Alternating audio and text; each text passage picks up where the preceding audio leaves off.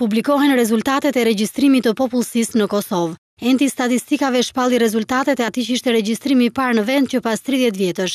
Sipas rezultateve përfundimtare, 1.739.825 është numri i banorëve që jetojnë në territorin e Kosovës, por censusi nuk ka përfshirë banorët e komunave të Leposaviçit, Zubin Potokut dhe Zveçanit në pjesën veriore të Kosovës. Nga shifra përfundimtare, numrin më të madh pas kosovarëve e përbëjnë serbët 25.532. 18.738 janë bosnjak, 15.436 ashkali, 11.524 egjiptian dhe 8.824 të komunitetit rom. Procesi i regjistrimit të popullsisë kishte nisur më 1 prill të vitit të kaluar dhe në disa komuna zgjati më shumë se 15 ditë. Regjistrimi i fundit në Kosovë, në të cilin kishin marrë pjesë të gjitha etnitë, u mbajt në vitin 1981. Sipas të dhënave të Entit të Statistikave të Kosovës, në regjistrimin e popullsisë të këtij viti, Kosova kishte një popullsi prej 1.584.440 banorësh.